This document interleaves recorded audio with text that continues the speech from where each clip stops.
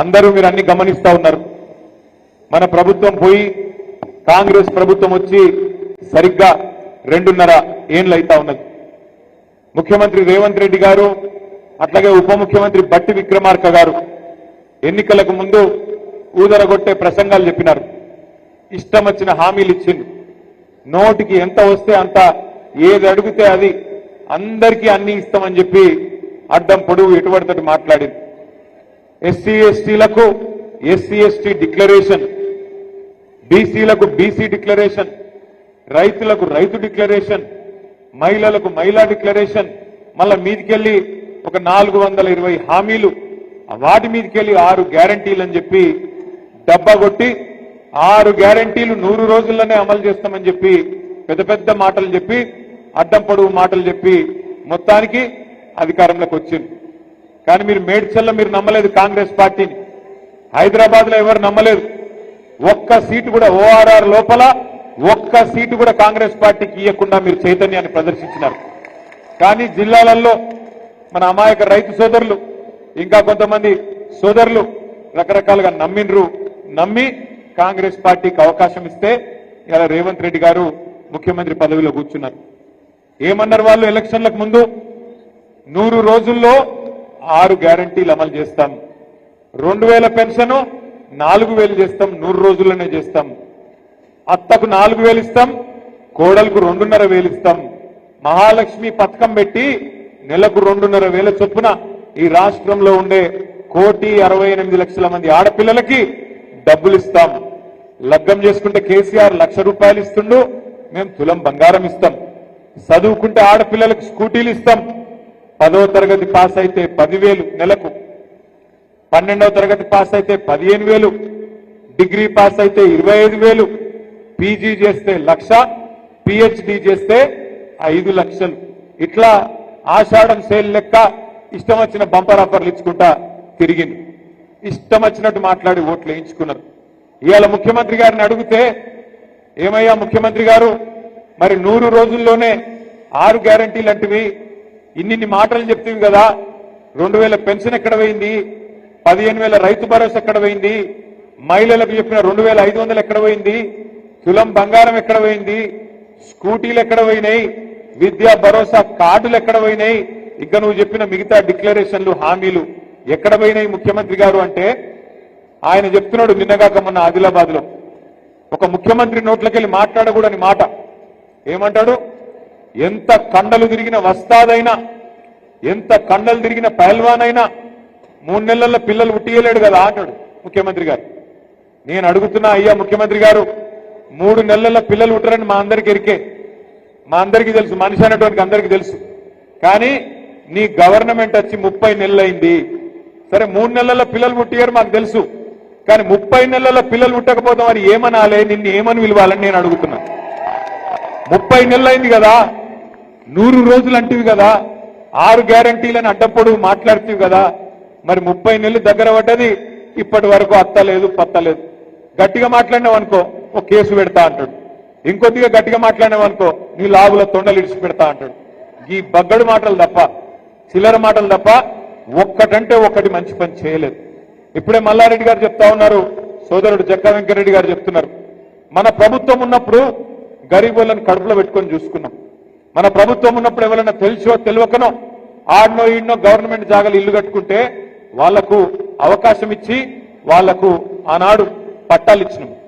GO number 59 కింద, GO number 58 కింద 2,50,000 మందికి, ఒకరికిద్దరికి కాదు, 2,50,000 మందికి పట్టాలు ఇచ్చింది కేసీఆర్ ప్రభుత్వం. 2,50,000 మందికి. అట్లాగే హైదరాబాద్ మహానగరంలో 1,00,000 డబుల్ బెడ్రూమ్ ఇల్లు కట్టుకున్నాం. ఇట్లా మనం మంచి పనులు చేసుకుంటూ పోయినాం. 200 పెన్షన్ను 2,000 చేసుకున్నాం. ఆడపిల్ల పెళ్లి చేసుకుంటే కళ్యాణ లక్ష్మి పేరు మీద ఒక మేనమామలాగా 15 లక్షల మంది ఆడపిల్లలకి 1,116 రూపాయలు కేసీఆర్ గారు పెట్టిండు.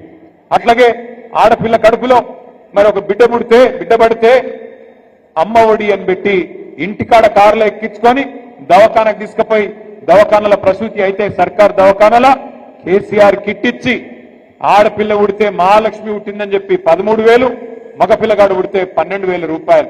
ఇట్లా ఒక మానవీయమైన పద్ధతిలో అందరినీ మంచిగా చూసుకున్నాడు కేసీఆర్ గారు. అట్లాగే ప్రాజెక్టులు కట్టిండు, రోడ్లు కట్టిండు, మున్సిపాలిటీలు బాగా చేసిండు, గ్రామాలు బాగా చేసిండు. కాబట్టే భూముల ధరలు కూడా పెరిగినాయి. మీ రంగారెడ్డి జిల్లాలో, మేడ్చల్ జిల్లాలో, హైదరాబాద్ చుట్టూతా బ్రహ్మాండమైన రియల్ ఎస్టేట్ భూమి వచ్చింది. మళ్ళీ ఇవాళ ఏమైంది ఆలోచన చేయండి మీరు. ఇవాళ పరిస్థితి ఏంది? పూర్తి స్థాయిలో రియల్ ఎస్టేట్ డామ్ అన్నది. పైసలు లేవు మార్కెట్లో ఎవరి దగ్గర. వీళ్ళు ఇండ్లు కట్టుడు కాదు, కూలగొట్టుడే ఉన్నది. హైదరాబాద్ లో ఒక్క ఇల్లు మంజూరు చేయలే కొత్తది, కానీ కొన్ని వేల ఇండ్లు బుల్డోజర్లు పెట్టి కూలగొడతా ఉన్నాడు రేవంత్ రెడ్డి. చూస్తా ఉన్నారు మీరు. ఒకరోజు అమీన్పూర్ లో, ఇంకొక రోజు కుకట్పల్లిలో, ఇంకొక రోజు ఇక్కడ సాయి ప్రియ లేఅవుట్ లో, ఫిర్జాదిగూడలో, ఎక్కడో దగ్గర బుల్డోజర్ పెట్టుడు, గరీబోళ్ళ ఇండ్లు కూలగొట్టుడు తప్ప ఒక్క మంచి పనన్నా చేసిండా? దయచేసి ఆలోచన చేయండి. ఇక్కడికి వచ్చిన మిత్రులను, ఈరోజు పార్టీలో చేరుతున్న మిత్రులను నేను ఒక్కటి కోరుతా ఉన్నా. మనం ఇవాళ కొట్లాడుతున్నది అధికారం కోసం కాదు. మనం కొట్లాడుతున్నది మన కొత్తగా ఏం కాదు అధికారం. 10 ఏళ్ళు అధికారంలో ఉన్నాం. కానీ ఇవాళ కష్టపడి సాధించిన తెలంగాణ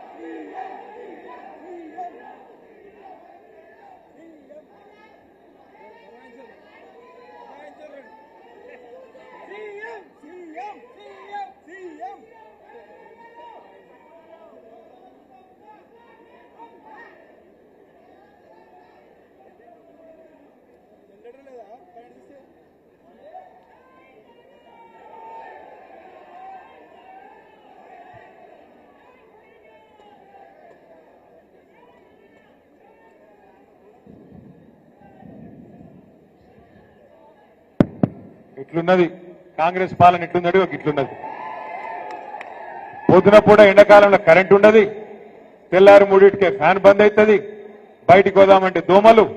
ఈ రోజు పరిస్థితి ఎట్లా ఉందంటే నిజంగా కూడా హైదరాబాద్ లో ఎవరన్నా సంతోషంగా ఉన్నారంటే ఇద్దరు సంతోషంగా ఉన్నారు. ఒకటి దొంగలు, రెండోది దోమలు. వీళ్ళిద్దరే సంతోషంగా ఉన్నారు. భూములు దోసుకునే దొంగలు, కాంగ్రెస్ దొంగలు హైదరాబాద్ చుట్టూ అడ్డమైన కార్యక్రమాలు చేసుకుంటూ ఇవాళ భూముల మీద పడ్డారు.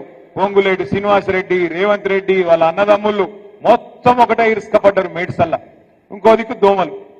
హైదరాబాద్ లో మనకు హిమాయత్ నగర్ దగ్గర దోమలగూడ అని ఒక ఊరుంటది, దోమలగూడ అని ఒక కాలనీ ఉంటుంది.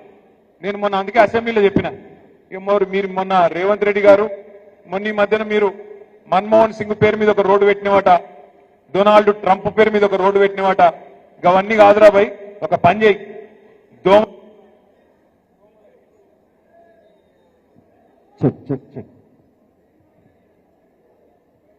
అవన్నీ కాదు, ఒక పని చెయ్యు. దోమల గుడ లెక్కనే దోమల హిల్స్, దోమల బాదు, దోమల గుట్ట, దోమల గూడ ఇట్లనే పేర్లు పెట్టి తప్ప నీ కనీసం దోమల మందు కూడా కొట్టే తెలివి లేనోడివి నువ్వేం చేస్తున్నావు ముఖ్యమంత్రి అని చెప్పి మొన్న శాసనసభలో కూడా అడిగిన. మీరు చూస్తా ఉన్నారు అన్ని విషయాల్లో. ఆయన ఒక్కటే ఆలోచన చేస్తున్నాడు రేవంత్ రెడ్డి గారు, ఎట్లన్నా చెప్పి ఎట్లన్నా చేసి మనను బదనాం చేసి కేసీఆర్ అప్పుల పాలు చేసిండని, ఇంకోటి చేసిండని తప్పించుకుందామనే ప్రయత్నం.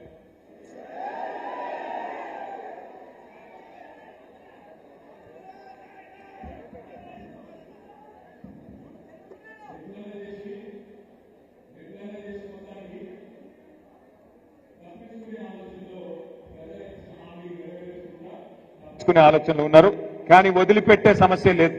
వాళ్ళు ఇచ్చిన 420 హామీలు అమలయ్యేదాకా, వాళ్ళ 420 పార్టీని గద్దె దించేదాకా వదిలిపెట్టకుండా కొట్లాడదామనే మాట గట్టిగా మీ అందరికీ నేను మళ్ళొక్కసారి విజ్ఞప్తి చేస్తా ఉన్నా. ఇంకొక పార్టీని కూడా మనం కంట కనిపెట్టుకొని ఉండాలి. ఇవాళ భారతీయ జనతా పార్టీ వాళ్ళు కేంద్రంలో